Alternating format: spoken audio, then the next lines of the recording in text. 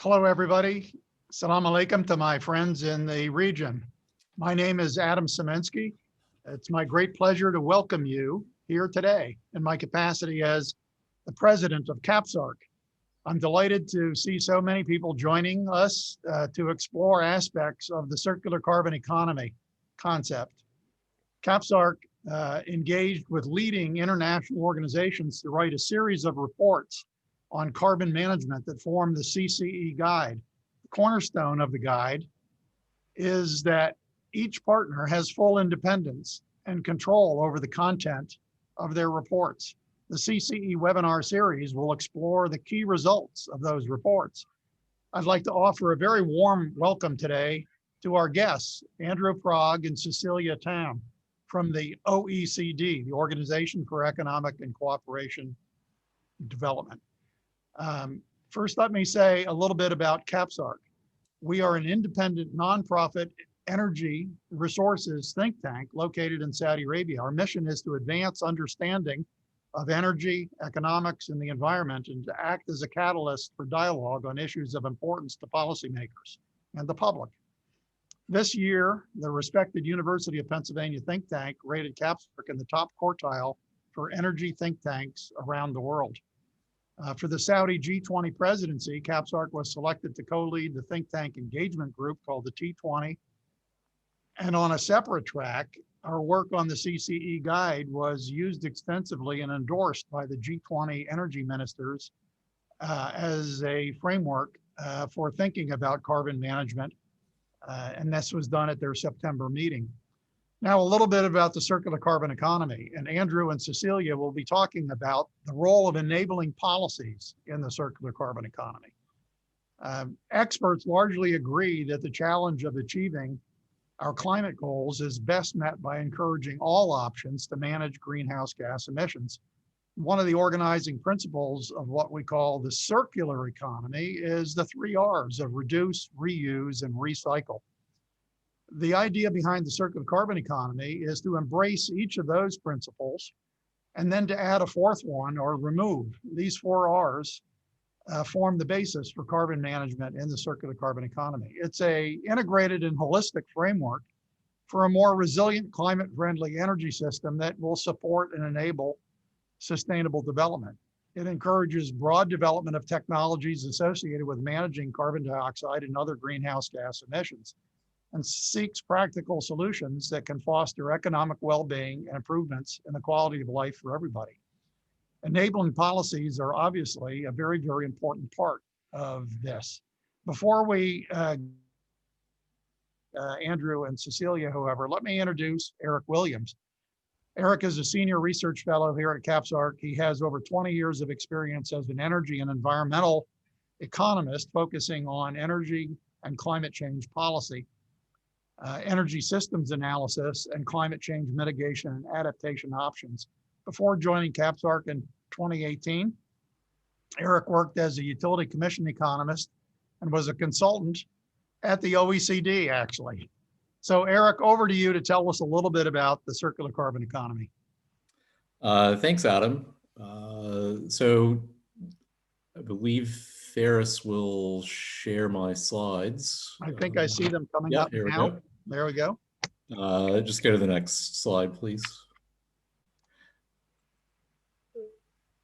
Great. So just going to talk to you very briefly about circular carbon economy. And as Adam mentioned, the circular carbon economy uses the reduce, reuse, and recycle from the circular economy, but adds a 4th R for remove. And I think it's helpful to try to understand circular carbon economy by putting it in comparison with circular economy, which many people are familiar with. And I'll talk a little bit more about these 4 R's in the next slide.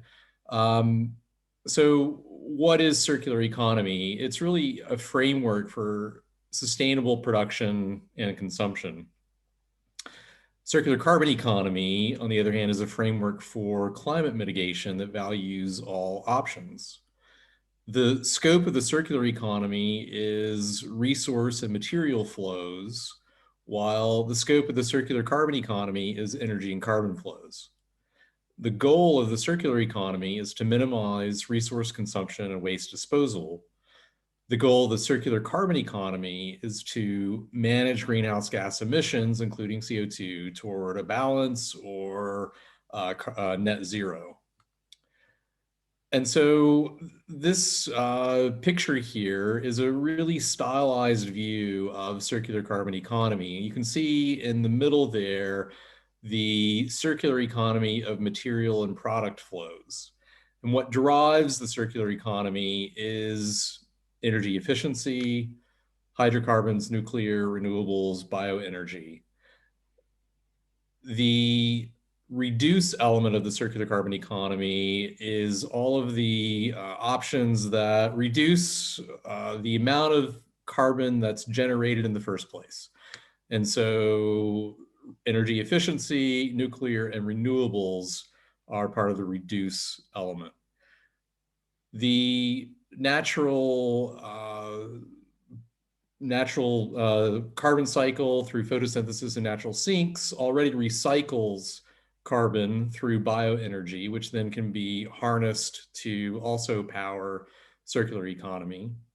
And then with the carbon that's already, or that will be generated, that carbon can be removed from the system through carbon capture and geologic storage, or removed from the atmosphere through direct air capture and stored. And then finally, carbon can be reused by capturing it and then converting it to chemical feedstocks or even to fuels, and those fed back into the circular economy. And for more information on circular carbon economy and to read the overview and all the detailed reports, we invite you to go to www.cceguide.org. Back to you, Adam. You're on mute, Adam. The technology is getting a little bit better. It flashes a signal up to you, but it doesn't automatically switch you over. Thanks for the plug, Eric, on the cceguide.org website, where you can find the OECD's Enabling Policies report and all of the other reports that were done. Just a few words on Andrew and Cecilia. Andrew has more than 15 years of policy experience across energy and environment, and is currently the Senior Advisor to the Environment Director at the OECD. He's previously been the head of the Environment and Climate Change Unit at the IEA in Paris, and he's led diverse research projects at the OECD related to energy, climate change, trade, and waste policy. He's been involved in UN climate change negotiations and the G20 process. Andrew began his career working in the downstream business for Shell, so he's been on both sides of the fence. That's pretty interesting. Cecilia heads up the OECD's Clean Energy Finance and Investment Mobilization Program. Finding the way to finance the clean energy projects that are going to be required to deal with climate change is really very important, and Cecilia's had a lot of experience doing that. Prior to taking up this role with the mobilization program, she held a number of leadership positions at the IEA, including acting head of energy technology policy and the energy demand technology unit, and was also a special advisor to the executive director. No surprise, since she's been involved in investment mobilization, Cecilia began her career as a financial analyst. Andrew and Cecilia, over to you, please, for your report. Great. Thank you very much, Adam. Let me just bring up the slides here. It's really a pleasure to present this work. Andrew, I can see that, and it's now popping up almost full screen. We have full screen, part screen, and next slide. If you, I don't have the normal well, that's Andrew, if you can go to display settings, you can see display settings. Do this.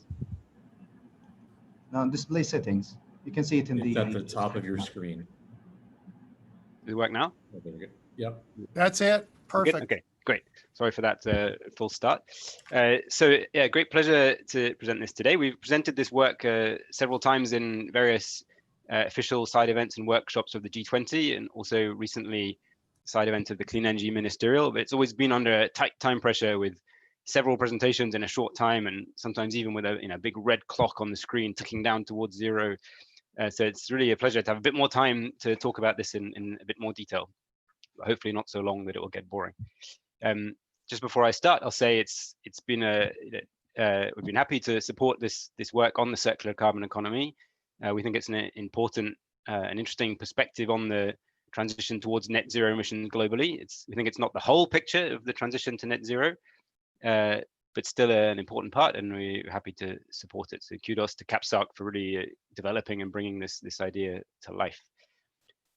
As both Adam and Eric said, our report covers the enabling policies for the circular carbon economy. Now, this is necessarily a really big topic. It could end up being a sort of A to Z of energy and climate policy, and a huge report, which is not what we wanted to do. So what we did was firstly really focus on those policies which we see as common across all the 4 R's of the circular carbon economy that Eric introduced, and really keep the focus on those kind of common enabling themes, and then draw the links to where there are also inevitably specific policies that relate to the 4 R's individually. So, for example, on the reduce side, this is really what we see as the first priority of the circular carbon economy, and any approach towards transitioning towards net zero emissions is really not letting up the accelerator on reducing emissions. The policy incentives around this specific to reduce are, of course, well known. This is all about bringing forward deployment of renewables. It's about policies to support deployments and financing of energy efficiency. It's about electrification. It's about policies to accelerate the shift away from coal and socially acceptable manners, and so on and so on. So as I say, we don't go into the specifics of these policies in our report, but we draw the links from where the common policies support them. On the recycle side, this is mostly about bioenergy. So again, policies about the bringing forward the deployment and development of bioenergy, but in particular, we put the spotlight here on ensuring there are the necessary safeguard policies to look at the broader sustainability implications of bioenergy. At the OECD Environment Directorate, we're always keen to point out that whilst climate change is a very important overarching challenge facing the world, it's not the only one. And the biodiversity crisis around biodiversity loss is also very important, and it's essential that bioenergy doesn't impinge on these other global challenges. And then we come to the reuse and remove elements. So this again relates to land use in some ways, because part of this is about enhanced forestation and reforestation, but in particular around the carbon capture and utilization and storage. So we identified some very distinct policy challenges relating to CCUS and the financing of it. And so what I'm going to do today is we'll start by looking at some of these themes of the common enabling policies. And then with Cecilia, we'll dive into some detailed work we did looking at these particular elements of financing of CCUS, which is one very important part of the circular carbon economy. So just first, though, to look at some of these common enabling policies across the circular carbon economy, some of the themes here. Well, one of them is about ensuring ongoing enhanced international collaboration. This kind of goes without saying, but in the current international environment, we think it's important to stress this, that all elements of the circular carbon economy do depend on countries really continuing to step up and work collaboratively on these issues. Climate change is a global problem by nature, and it has global solutions. So this means, of course, countries continuing to support the ratcheting up of ambition through the Paris Agreement, but it also goes beyond the formal international agreements. It's also about continuing to facilitate trade in the essential low carbon technology, continuing to facilitate diffusion of technologies internationally, and so on. So there are several elements to this international collaboration. Secondly, it's about anchoring all this in a very clear long-term objective and strategy that is firstly embedded in the legal framework of countries, and secondly is matched by tangible near-term policies that actually affect the behavior and investment decisions being made by individuals and businesses in the near term. And very encouragingly, we've been seeing increasing numbers of countries and in fact companies committing to net zero commitments over the medium term. most recently South Korea and Japan, and of course very notably China, looking at 2060 timeframe. And this is absolutely crucial to moving forward the international debate, but it's important that these objectives are also set into legal situations in the countries concerned, and then matched with the near-term policies. One set of policies which very much in this category of how the near-term tangible policies need to be set is about ensuring that there is what we call coherent energy pricing across the economies, and that this is partly about introducing carbon pricing in ways which are appropriate and attractive to individual countries, but also simultaneously about removing inefficient fossil fuel subsidies which can act against the carbon prices, and doing this in a context where these policies are very clearly seen to be acting in a kind of people-centered way and progressive, which means not overly impacting on the more vulnerable elements of society. This was very important before, but is even more essential now in the context of the current economic crisis that, of course, we're all living through.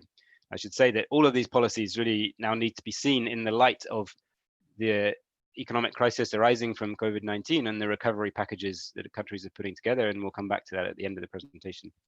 Just a point on why we dwell on this carbon pricing point. In the OECD, we always say it's an essential part of the picture, but by no means can do it by itself.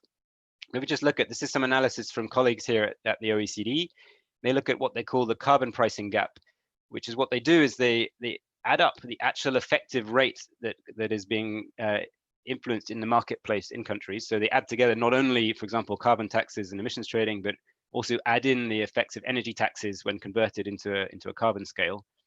And they look at how big the gap is between that prevailing level of effective carbon rate across the economy and a sort of low-ish benchmark for what you might need to have, which is 30 euros per ton. And you can see that in most countries, the red bars there show that anything between 30 and 100% of emissions are priced below that benchmark level of 30 euros per ton. So it really shows how big the challenge is to continue the effort on improving carbon pricing.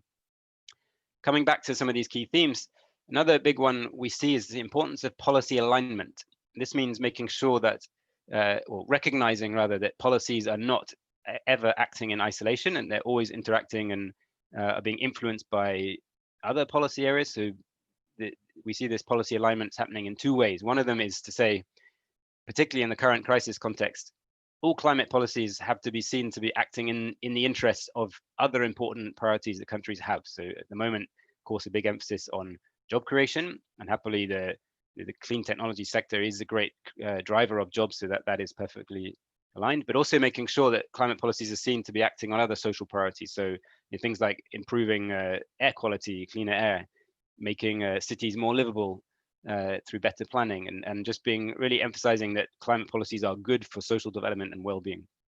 And the other direction of alignment is to say, well, it's no good having strong climate policies if other regulations, policies around the economy are pulling in the opposite direction. And so we need to try and identify and remove these misalignments.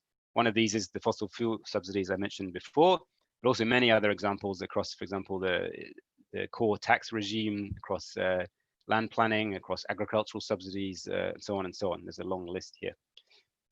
Another area which actually relates to the misalignment question is about financing and what we call kind of resetting the financial system to be really better taking into account longer term imperatives such as reducing risks of and impacts of climate change, and really making sure that these elements are taken into account in all financial decisions being made across the financial sector. And we'll come into this specifically on the CCS side in a minute.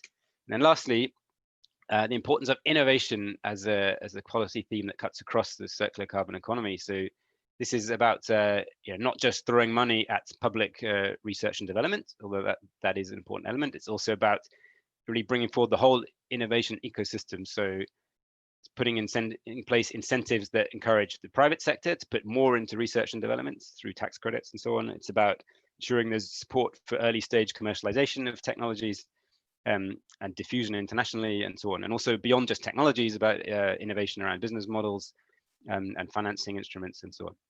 Just to highlight why there is this need to focus on innovation, this I find is a fascinating chart that looks at the patent applications for technologies important to climate change mitigation. And this is all the green and the blue lines essentially And you see them actually increase and then seemingly peak in the middle of the last decade and drop off again. So there are many reasons for this, which I won't go into now, partly related to the sort of slight stagnation in growth in research and development funding that we saw in the last decade, but just highlights why this sort of overall push on innovation is so important. Now we'll turn to this question of the specifics on CCUS financing. Just before I hand over to Cecilia, a bit of introduction. So, why the focus on CCUS? Of course, in the circular carbon economy, the remove element is very important and brings CCUS firmly into focus. But even looking beyond the circular carbon economy, most of the scenarios aligned with achieving the objectives of the Paris Agreement rely to some extent on vast increase in the role of CCUS. So if we look here, this is using the Sustainable Development Scenario from the IEA. It's just one of many Paris-aligned scenarios, but it's certainly a good one. We should know actually, because funny enough, both Cecilia and I both worked on the scenario when we were over at IEA. So we know that it's a robust scenario. What you see is the red line is the amount of CO2 captured, in this case from power generation, over the last 2 decades, and it includes planned plants, so running through into 2020s. You can see it picking up slightly, but the blue dots show where you need to be getting to in terms of the Sustainable Development Scenario, and you can see the step change that's necessary. And this is not just about power generation. The same thing is seen almost exactly the same shape in terms of capturing CO2 from heavy industry sector, same kind of massive upticks. So something really has to change in terms of the investment flowing into CCUS. So we need to figure out why that's not been coming forward so far and what can be done about it. This is reflected when we look at the actual investments going into low carbon energy sectors. This again, numbers coming from the IEA over the last few years, and you see the dominant forces in the low carbon energy investment are renewables and energy efficiency. That's to be expected. But this chart actually includes direct investment in CCUS, but you can barely see it. And in fact, that red loop is slightly out of place. It's meant to be over the top there, but underneath that red loop, there are tiny little gray bars that you can hardly see, and that's the CCUS. So why is it that there is so little investment flowing? Well, one reason is the underlying common enabling policies that I was talking about. In particular, as I said, we see carbon pricing as a generally necessary component, but not sufficient in itself. And this is particularly true for CCUS. For CCUS, there's a number of financing challenges that go beyond just the core cost of capturing and using or storing a ton of CO2. One element is that CCUS is a really complex value chain making up many different actors and businesses, all with their own business needs, which greatly complicates the sort of passing of value along the chain. And Cecilia will go into that in a minute. Other issue is that unlike almost all other clean energy technologies, CCUS really doesn't have any revenue from the sale of energy of any sort, and it depends almost entirely on the creation of value around the CO2 itself. So that leads to rather uncertain revenues depending on the policy landscape. And there are issues around the size and capital intensity of these projects, and therefore the risk that's associated with them, and issues around political and social opposition. So now to talk through some of these issues in a bit more detail, I'll hand over to Cecilia. Cecilia, please, the floor is yours. Thank you very much, Andrew. And just to start, maybe just to thank Eric and Adam for inviting the OECD to contribute to this study. And to mention from my own personal perspective, when I was at the IEA, we were doing a lot of the work around CCUS and looking at how, from the technology roadmaps work, how to really advance deployment and progress in this area. And unfortunately, it's one of the technologies that have really been lagging behind in terms of progress. And one of the challenges that we've seen is really challenges around the finance and investment landscape for CCUS, and the need and taking the opportunity of contributing to this study to try to add some new insights around options for getting progress on the CCUS investment and finance space. Just to highlight that, as Andrew already highlighted with this current slide, that that small sliver of dark gray shows very limited investment so far on CCUS, and really the need to draw some more attention on these aspects. Andrew, if you could turn to the next slide, please. So, just picking up on what Andrew was explaining about the complexity of CCUS and a little bit of the history here. So when we first started to do work around CCUS, the market was really about, capture and separation in power generation, developing the transport networks, and then storage in the geological sites. That has evolved over time, and we are seeing growing attention because of different progress, particularly around renewables and other low carbon generation options, where there's been a big shift in our discussions around the need for advancing carbon capture for industry and really to achieve progress in those hard to abate sectors, as well as looking at more usage of CO2. So here we're looking at capture and usage for the cement sector, for building materials, as well as for other fuels. And more recently, people have also started to talk about the need to use carbon capture for blue hydrogen. So here we're talking about carbon capture for gas to produce hydrogen in addition to obviously the green hydrogen model based on renewables. And also on the capture side, we've been looking and there's growing attention around the use and storage on the enhanced oil recovery and other areas as well. But what's important here is that, as Andrew mentioned, CCUS is not just one technology, so it's not just one simple business model, but a complexity of different value chains that need to be integrated together and worked together to allow different businesses to create revenue streams and facilitate their capacity to invest and finance these different types of business models. One thing that the finance sector doesn't like is overly complicated business models. And unfortunately, when we're looking at some of the CCUS types and making sure that all of these different levels are aligned, it does get, unfortunately, rather complicated, as you can see in this figure.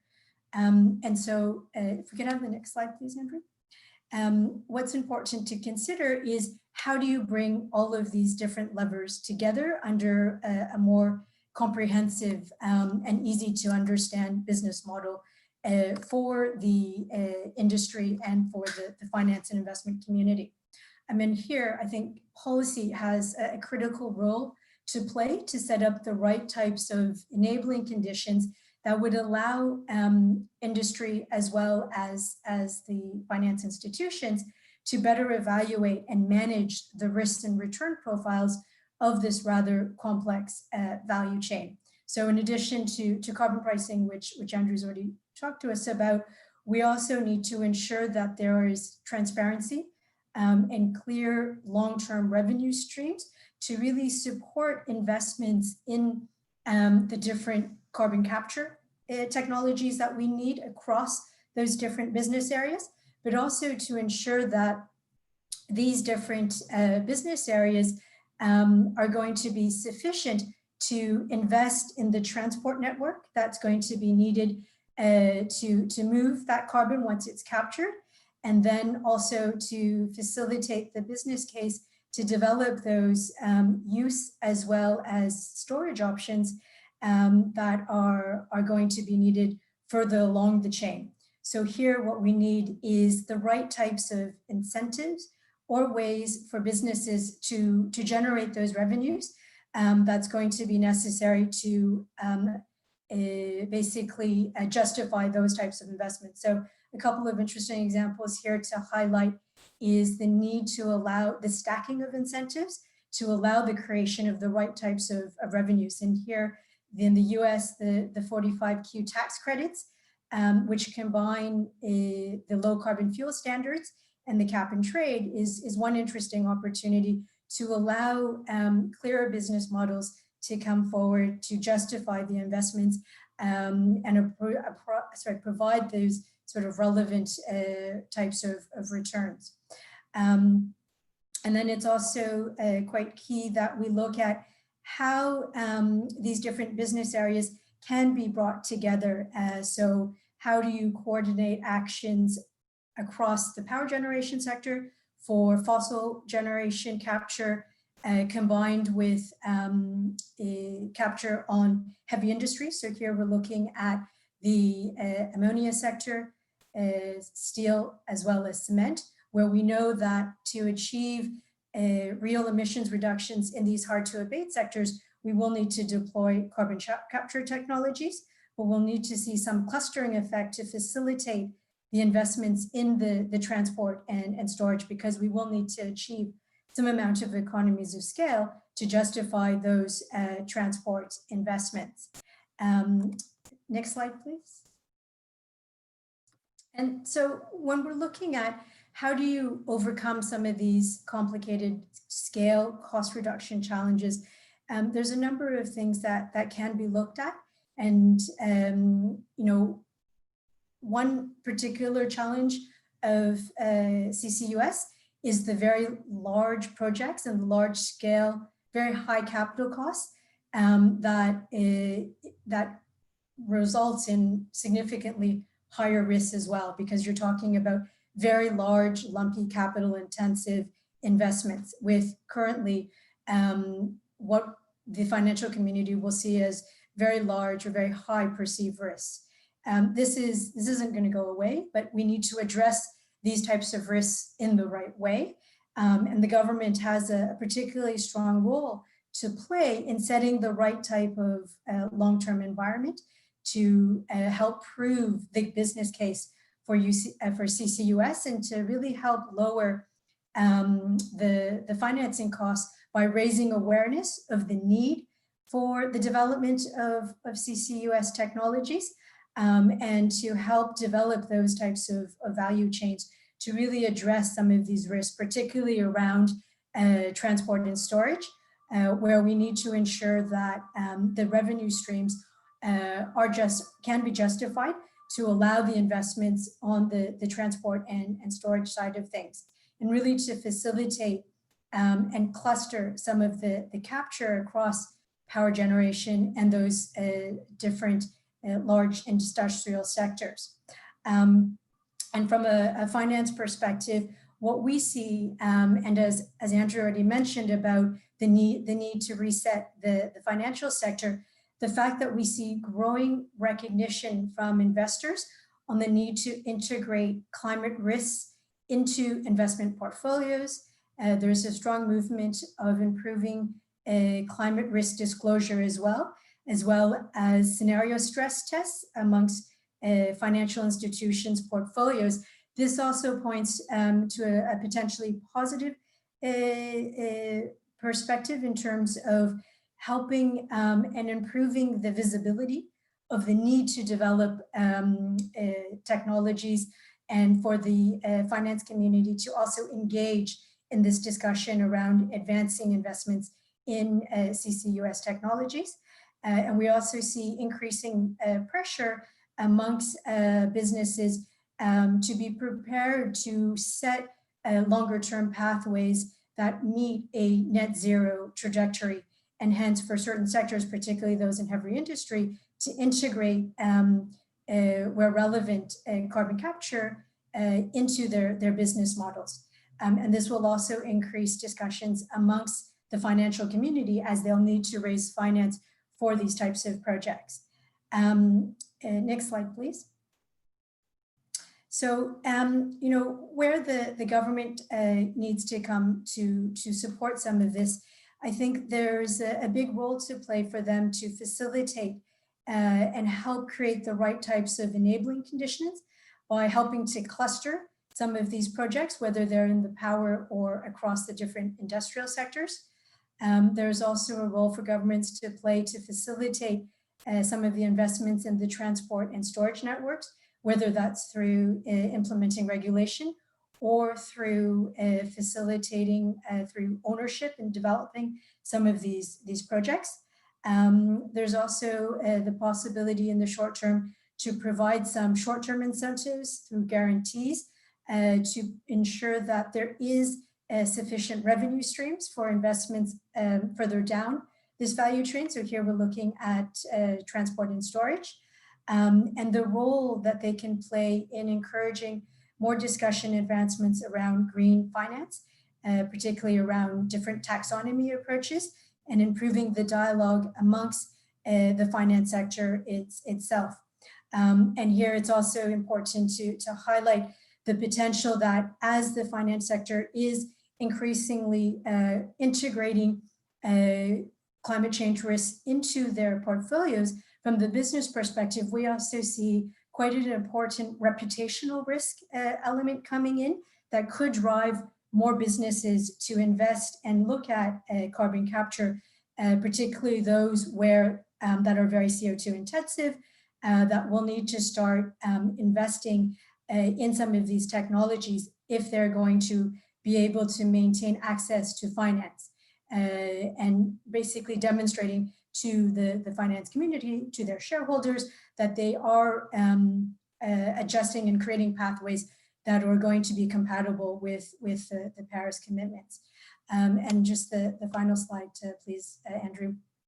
I know that what we want to highlight is that very encouragingly, we do see action happening in the finance sector. And this slide shows work that was done under the Clean Energy Ministerial CCUS initiative, where they recently released 10 financing principles to support action and progress on CCU finance. And the important role that we feel when we're talking about broader collaboration, it's not just about collaboration between governments and the private sector, but also collaboration with the financial sector if we are going to get progress and action on CCUS going forward. And thank you very much. I'm going to pass it now back to Andrew. Thank you very much, Cecilia. So just before we wrap up, just zoom out again, just to reiterate what I said earlier on, that really the importance of seeing all of the policy landscape here for CCUS, but also more generally across the low carbon transition space and circular carbon economy, to see it in the lens of the current situation and the needed recovery from the COVID-19 crisis. This is a very important area for us at the OECD at the moment, to look at how to help countries in really embedding these kind of green and low carbon transition measures into their economic stimulus and recovery packages. We've used a lot of times, I won't go into this in detail. You can follow this link on the screen if you're interested. It comes from a policy brief we did for a ministerial roundtable at the OECD recently, just analyzing what has currently been announced in terms of recovery packages and where they have an impact on the environment, what sectors they're focusing on, and what types of measure. And you can just see that there's a lot of scope for broader measures and other areas that are important to the transition across the economy. With this, I will try and move it on. We'll wrap up. Here are a few conclusions. Actually, I think given the time, I won't read through these. Maybe I'll just leave them on the screen and pass back over to you, Adam. So we'd love to get some questions. I think it's better to get the questions rather than have me read through these. Thanks very much, and thanks for listening. Looking forward to your questions. Oops. Thank you very much, Andrew and Cecilia. Andrew, why don't you just leave the conclusions up there and we can look at that while we talk. There have been a number of questions that have come in. One was, would you guys be willing to have the slides available? We have been putting the replay on our CCE guide website, but if you're willing to share the slides, we could put those up too. One of the questions that's come up is you've focused on CCUS, carbon capture, utilization and storage. But we know that, and we don't want to, and we're very, very interested in that. We think that there's tremendous opportunities in Saudi Arabia for CCUS, but we have a sincere interest in all of the R's. What do you think are the important policy issues for renewables, energy efficiency, small modular reactors, bioenergy? Is there something across all of these possibilities that that you see as important, Andrew, Cecilia? And come off mute. Yeah, my old trick.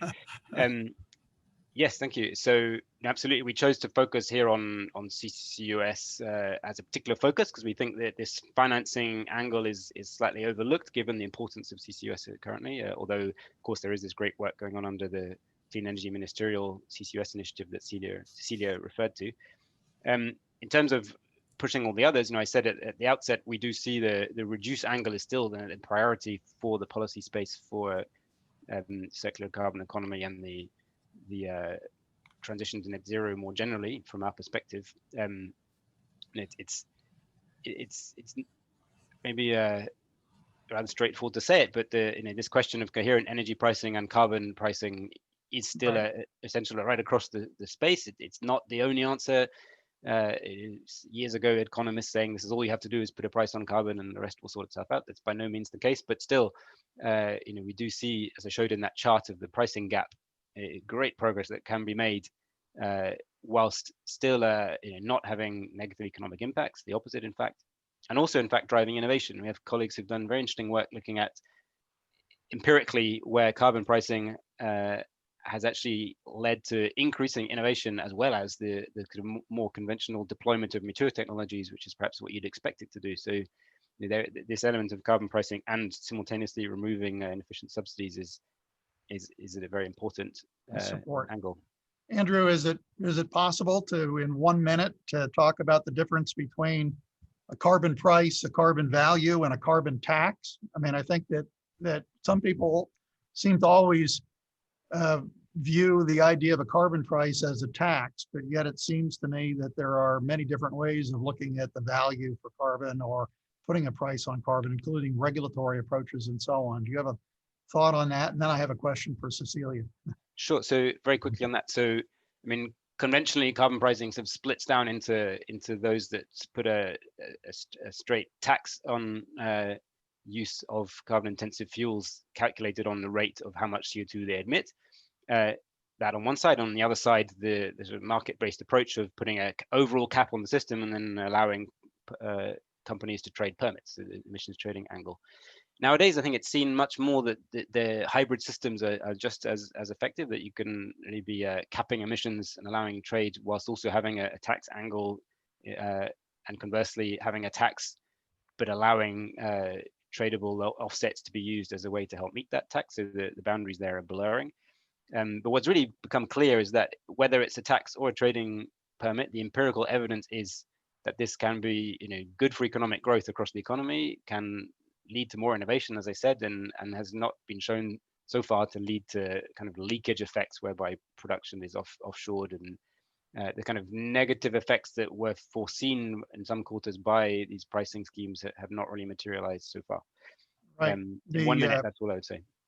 I was going to say that the getting some international agreement on Article 6 of the Paris Agreement to allow trading to take place in an effective, pragmatic way is probably a pretty important thing. We did have one question on the US, I think yesterday officially withdrew from the Paris Agreement. This was an initiative of the Trump administration, and the question was meaning surrounding that. Let me just take a quick try at that myself, and then if anybody else wants to comment. The US has continued to attend the COP meetings, even though the administration said they would withdraw. The US has continued to pursue things like carbon capture and storage options with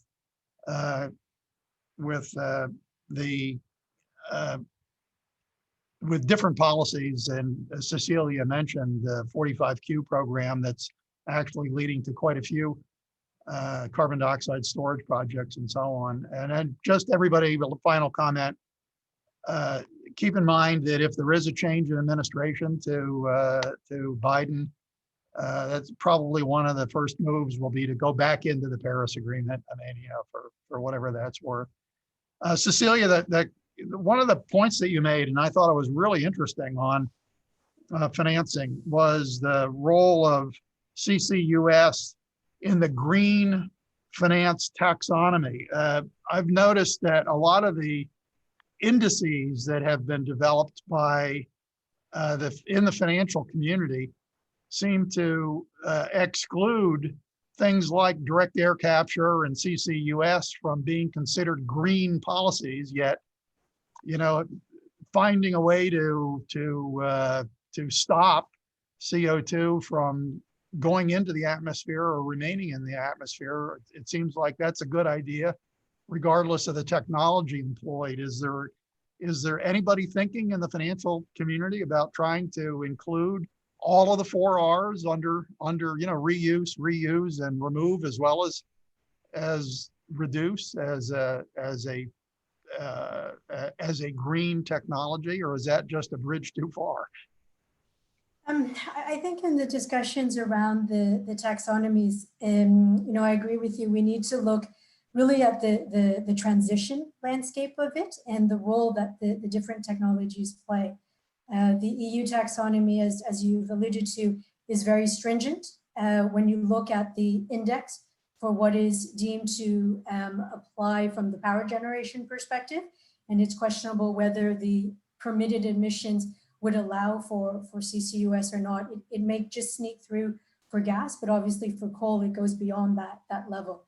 And I think what's important is that when countries design their own taxonomies, they need to consider what is that transition that's necessary and what are the technologies that are needed to address their own particular country context. But I think what's important with or very helpful with the taxonomies is it does get the financial sector involved in this dialogue about what is green finance and what do they need to evaluate and consider in their investment portfolios to meet those types of requirements. And with any of these discussions, I think there are going to be ongoing dialogues between the regulators and the finance communities, as well as the companies who will have quite a lot at stake in how these terms are being defined. Thank you, Cecilia. Eric, did you have any questions? Yeah, I did. So this may go to either Cecilia or Andrew. In the presentation, it was, I think, quite clear that carbon capture and storage is not a single technology, and that really it's a suite of technologies and is most likely to be implemented not just by a single company and a single project, but having a whole value chain of different projects and steps along the way to implement carbon capture and storage. And that has implications for government policy. But if you look at the global scenarios, many of them do call for a significant global CCS deployment. And not all countries have the storage capacity. And so what are the ways in which governments may be able to work together cooperatively to maybe capture in one location and transport and store in another country? And what are the then liability implications and those transborder implications that might arise?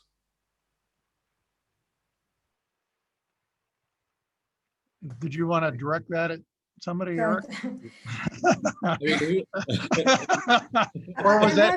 Or is that just a comment and we should move on? I'm happy to take a start at trying to answer that question, and then also Andrew, if you want to jump in as well, if I've missed anything there. But it's a very good question, and it's not an easy one to answer. But I think it's going to be important when we look at the international context of advancing CCUS development, that the sort of the international discussions around climate finance are also going to be considering that as well. So how do you facilitate all different technology options to be financed? If you look at those figures that we showed about or the ones that we're very familiar with of the wedges. When you look at the regional wedges, the reductions come more in the emerging economies context than it does necessarily in developed countries. So there needs to be some progress in terms of how we can facilitate the finance also in the emerging economy context. And in some of them, they don't have options to store CO2. So Eric, as you rightly point out, we do need mechanisms that would allow us to address some of these quite complex liability legal issues as well on how we can move the CO2 and very importantly, how we can advance on the utilization angle of CO2 capture. So we don't actually have to put as much into storage sites that in some countries don't exist. So can we convert the CO2 that we capture into other useful products or fuels? And I guess this, sort of newer discussions around hydrogen, blue hydrogen could be one avenue for that. But there are many others that could be looked at. And the need when we discuss international collaboration on the climate side to not forget about aspects that are going to be quite important to facilitate CCUS. Andrew, do you want to add anything to that? Very just briefly certainly this physical transport of CO2 is important, and not just for developing countries. Actually, I know I've heard Switzerland talk about this as an issue for them as a landlocked country with relatively limited storage space. And in terms of the sort of international policy landscape, one element is a better characterization of the importance of CCUS in the Paris Agreement and its implementing tools. So Adam mentioned Article 6 earlier as the basis for cooperative action, including market mechanisms, and they're having a more explicit recognition for CCUS in there would be helpful. And then more generally about issues around technology diffusion, the importance of newer technologies such as more cost-effective capture technologies and allowing those to be better implemented internationally in developing countries and so on. This is more general elements around improved trade policy for new technologies, but it's important also for CCUS. Thank you, Andrew. Eric, there's actually a question for you, and a quick answer, please, as we're approaching the top of the hour. The cross-fertilizing aspects between the circular economy and the circular carbon economy, I mean, the 3 R's and the 4 R's, where do they link up directly? And come off mute, Eric. Yeah. I mean, I think in the most direct way that they link up, you can imagine plastics. So, when you make plastic in the circular economy, carbon is embedded in that. And if you have a proper reuse and recycling and circular economy, then you're also managing the emissions that are embodied in that plastic. Another way is with energy efficiency. A lot of the activities that go on to as part of the circular economy also reduce energy consumption, which also can reduce emissions and play into the circular carbon economy. Thanks, Eric. One of the things that we like to say about the 4 R's is it's a framework to think about this and to help understand where there might be bottlenecks in the system that you need to address through financing, for example, or find other ways to accelerate the activity. And to me, one of the more interesting aspects of the 4 R's is in addition to reduce, reuse, recycle, and remove, I like to add a 4th R, and that's repeat.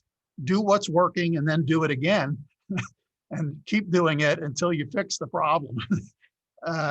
There was a question about storage credits as a way to directly jumpstart CCUS development. Cecilia, do you want to try that one?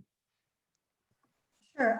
I do think that could be a very interesting way to get the revenue stream around CCUS to help jumpstart progress there. So it is an interesting option to look at.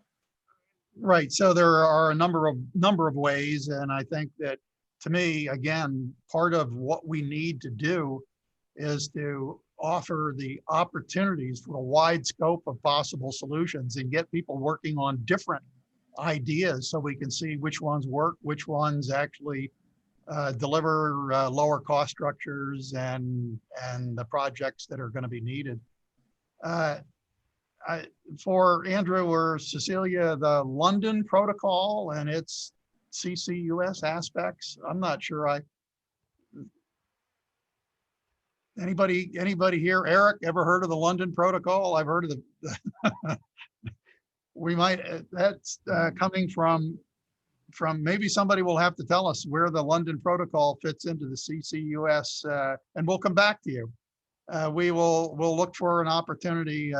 Eric and I were talking earlier about some of the questions that remain unanswered on our webinars, and we are looking to build a frequently asked question section of the CCE guide.org website, and that'll be on there. How about the London Protocol, and can that help? So the London Protocol, this is to do with the oceans and pollution, transborder pollution, and Okay. how we categorize CO2 in this context, I think. So I'm aware that there are issues around this, and it's part of one of these areas where these long-standing international agreements sometimes get out of date when the technology or the policy needs move ahead of them, and it takes some time for the international community to kind of catch up. So there are important issues here. I'm not aware of the details of them, but which do need to be resolved to see kind of international transport of CO2, and it's one of the many solvable barriers that we do see with international implementation of CCS. Well, Andrew, thank you for that clarification. There are more questions. We've unfortunately run out of time. As I said, we'll try to get a question section on our website, and we'll get our experts to try to answer those. Let me offer a huge thank you to the Organization for Economic Cooperation and Development, and in particular for Cecilia Tam and for Andrew Prague for the really great presentation and question and answer session. And we look forward, Andrew and Cecilia, to working with you in the future to continue to try to understand and accelerate the efforts to deal with greenhouse gas and carbon dioxide emissions. Thank you very much. Thank you, everybody. On behalf of KAPSARC, we'll see you the next time. Thank you very much, Adam and Eric. It's been a pleasure to work with you on this project. Bye-bye. Thank you. Bye.